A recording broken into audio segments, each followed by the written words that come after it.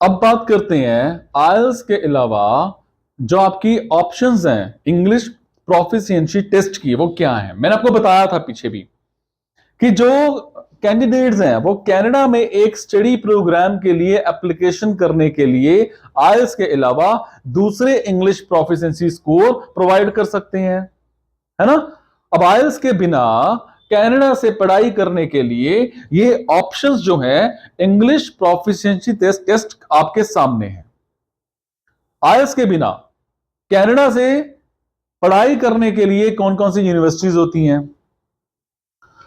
अब जब आप आइल्स और इंग्लिश का जो टेस्ट है ना, वो स्कोर है, उसके लिए मेन रिक्वायरमेंट्स और ऑप्शन से मतलब आपको पता है प्रॉपर ऑप्शंस क्या हैं, तो आपको उन फेमस कैनेडियन यूनिवर्सिटीज का पता लगाना चाहिए जो आइल्स स्कोर के बिना एप्लीकेशन स्वीकार करते हैं, ठीक है। और यहां पर उन मेन यूनिवर्सिटीज और कॉलेजेस की आपको लिस्ट सर्च कर लेनी चाहिए, देख लेनी चाहिए। वैसे मैं आपको अगर थोड़ा थोड़ा बता दूं तो वो क्या है जो आइल्स के बिना आप कनाडा में कर सकते हैं, जैसे विनिपेग यूनिवर्सिटी है, ब्रॉक यूनिवर्सिटी है, सस्केचुअन यूनिवर्सिटी है ना, न्यू फाउंडलैंड और लैब्राडोर के मेमोरियल यूनिवर्सिटी है, कैम्ब्रियन यूनिवर्सिटी है, उसके बाद कॉनकॉर्डिया यूनिवर्सिटी है, ठीक है, ओकानागन कॉलेज है, सैनिका कॉलेज है, कॉलर्टन यूनिवर्सिटीज है, या फिर अल्गोमा यूनिवर्सिटी है, ब्रैंडन यूनिवर्सिटी है, ठीक है, ग्वेल्फी यूनिवर्सिटी है, मैकगिल यूनिवर्सिटी है ना। अब बात करते हैं यूनिवर्सिटी ऑफ विनिपेग।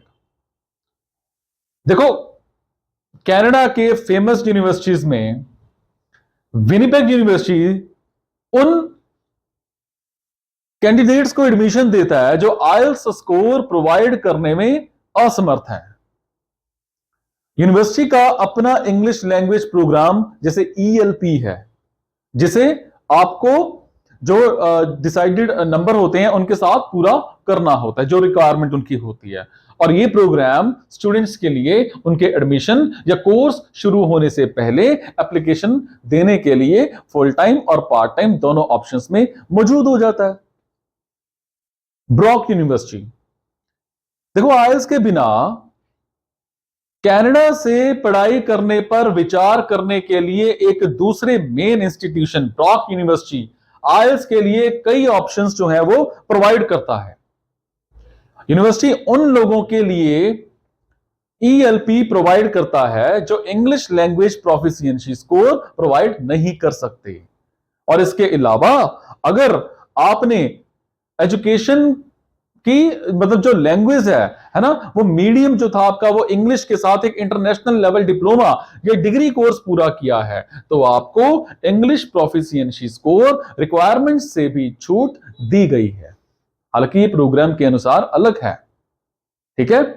अब इसके अलावा यूनिवर्सिटी टॉयफल, पीटीई या फिर एक CAEL असेसमेंट होता है ना, जिसको हम बोल देते हैं कैनेडियन असेसमेंट इंग्लिश लैंग्वेज, है ना। एक होता है MELAB और YELT स्कोर जो है वो भी एक्सेप्ट करता है। अब बात करते हैं यूनिवर्सिटी ऑफ सस्केचुअन। देखो इंटरनेशनल स्टूडेंट्स के लिए सस्केचुअन यूनिवर्सिटी ने आइल्स के लिए अलग अलग जो ऑप्शंस हैं वो प्रोवाइड किए हैं, जिनमें टॉयफल, कैन टेस्ट, डोलिंगो इंग्लिश टेस्ट, है ना, DET जिसको हम बोल देते हैं, CAEL असेसमेंट, है ना। इसके साथ बड़ी सारी ऑप्शंस और हैं वो मतलब इसमें शामिल होती हैं।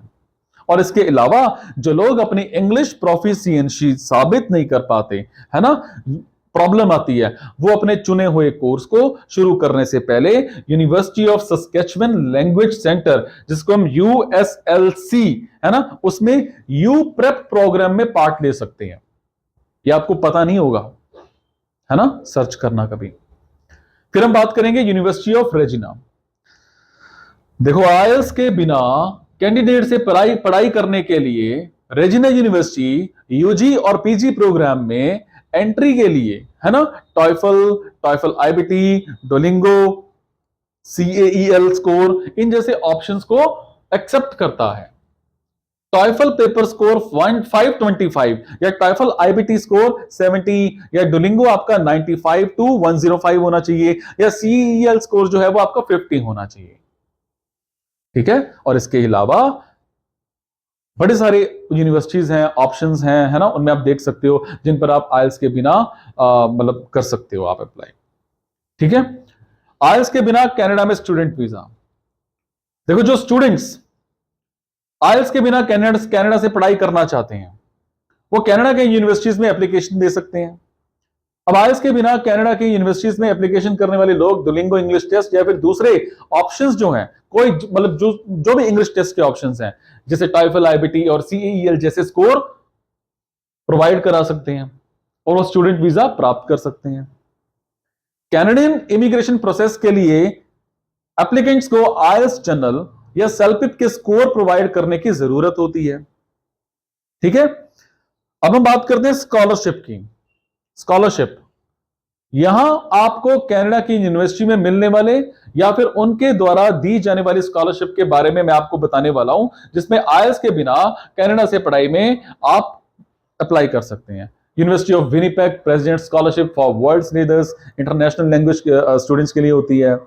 University of Regina international entrance scholarship होती है एक, है ना। ग्रांटेड एंट्रेंस स्कॉलरशिप होती है एक। Memorial university of new फाउंडलैंड international entrance scholarship होती है।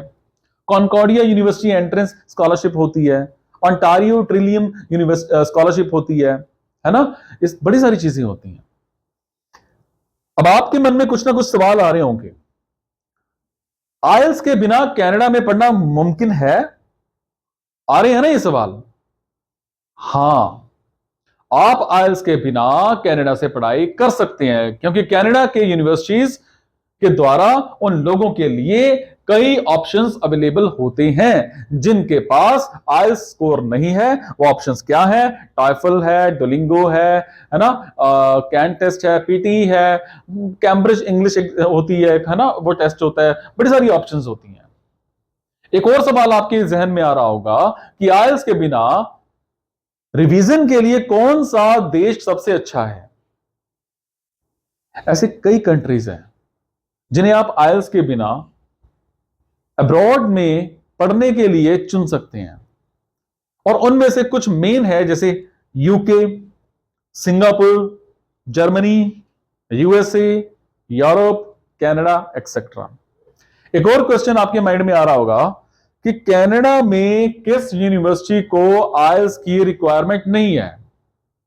देखो, आइल्स के बिना कनाडा में पढ़ने के लिए कुछ यूनिवर्सिटीज मैंने आपको पहले भी बताई हैं। विनिपेग है, ब्रॉक है, उसके बाद सस्केचुअन है, न्यू फाउंडलैंड है, कैम्ब्रियन है ना, ओकानागन, कॉनकॉर्डिया, सैनिका है ना, या कई यूनिवर्सिटीज हैं।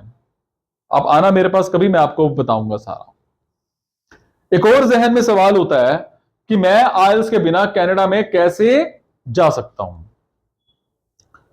यह मेन रूप से कनाडा में जाने के पे आपकी डिपेंड करता है कि आपको आइल्स से छूट दी जा सकती है या नहीं दी जा सकती है। देखो, अगर आप वर्क परमिट पर जा रहे हैं तो ये कंपनी के रूल्स पर डिपेंड करेगा। अगर आपको आइल्स के बिना कनाडा में एंट्री की अनुमति है, और इसके अलावा आप कनाडा के लिए एक मतलब वीजा पर डिपेंड करता है कि जिसके लिए आइल्स की रिक्वायरमेंट नहीं है, और इस वीजा के साथ आप कंट्री में भी काम की तलाश कर सकते हैं। ठीक है, फिर एक आपके जहन में सवाल होता है कि क्या कनाडा के लिए आइल्स बहुत जरूरी है? नहीं, आपको कनाडा में पढ़ने के लिए आइल्स की इतनी ज्यादा जरूरत नहीं है। ठीक है, अब जो विजिटर वीजा पे आते हैं आइल्स करके जाते हैं नहीं, लेकिन अगर आप मतलब वहां पर काम करना चाहते हैं, वहां पर रहना चाहते हैं, पढ़ना चाहते हैं, तो मैं आपको मतलब पीआर लेना चाहते हैं, तो आपको सजेस्ट करूंगा कि आपको आइल्स कर लेनी चाहिए। ठीक है, कोशिश करो कि आइल्स करो, लगा दो जोर, चक दो फटे।